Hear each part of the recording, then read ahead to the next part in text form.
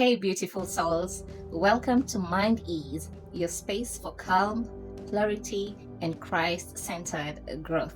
Today, we continue with part 3 of what Christ said: I am the vine, and you are the branches. And the plan of salvation has to be fulfilled. Consequently, an intervention in life is required in the life of human beings. Thus, the branches bearing fruit refer to the human beings that believe. But belief alone isn't enough to regain what was once lost. Rather, it requires purification in various ways. And not everyone needs one and the same cleansing. But how could Christ explain this to those people the way I explain it to you? He could only make allusions after considerable thought. I'm in a position where I don't have to be careful, but as some may feel, can tell the plain truth. I can tell the plain truth. Something that Christ couldn't do. He had to be so circumspect in presenting these parables.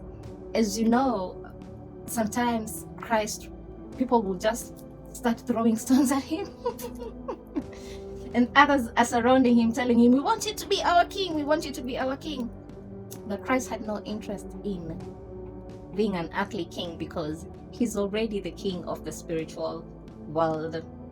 Therefore, he had to be very circumspect in presenting these parables. But he knew that the time and hour will come when the truth could be explained in full detail. Thus, this is how it is with the words that Christ spoke to his disciples. Just as I am in you, and you in me, you will have fruit, and the Father will find a glorification. After all, in his teachings, he always spoke of his Father with great reverence. Time and again, he spoke of his Father as he did in his parable.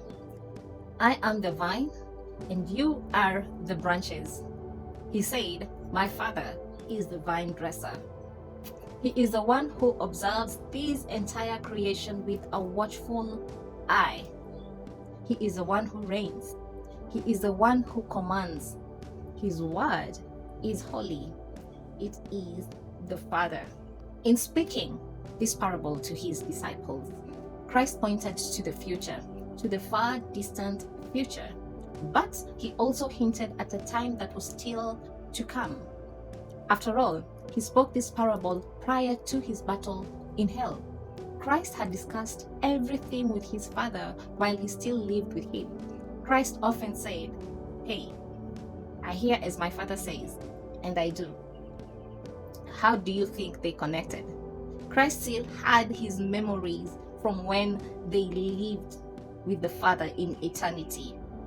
He indeed came from a different kingdom to this earthly kingdom in order to save us, in order to offer us salvation, because the Father is the one who sent him to the earth just for us.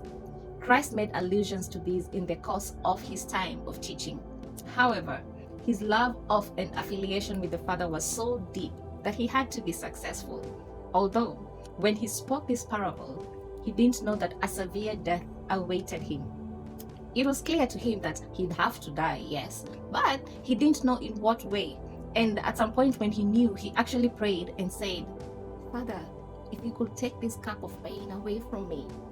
But you know what? It had to be done. It had to be done. It had to be done, because only through that way will there be salvation for humanity. It was explained to him later on. He understood that this salvation of the fallen couldn't take place during his human existence, but it was only possible after his human life, after his earthly death. He was aware that he will be descending into hell as spirit and take up this battle against his former brother. This was the only way he could realize victory, by facing this adversary, forcing him to acknowledge that he, Christ, is the anointed one of God, that it was he who was proclaimed the king of the spiritual world. This Lucifer had to acknowledge, but much more was involved at the time. When they were facing each other, it was a true battle. The laws were involved as well. The laws had to be spelled out to Lucifer. They were handed over to him, and he had to give his consent. He had to acknowledge his defeat. He had to admit his faults. All the same, he wasn't prepared to go with Christ. He wasn't willing to show remorse. He wanted to maintain his rule. Therefore, there were many discussions and stipulations that took place in hell concerning the scope of activities that were considered to Lucifer.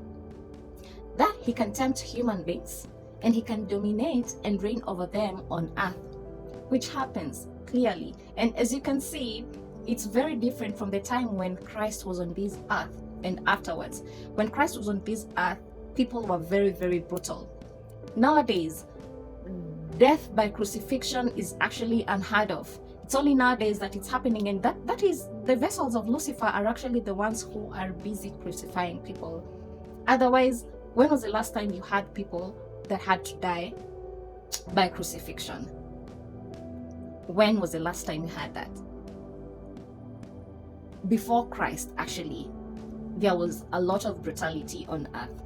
But after Christ, he came and died.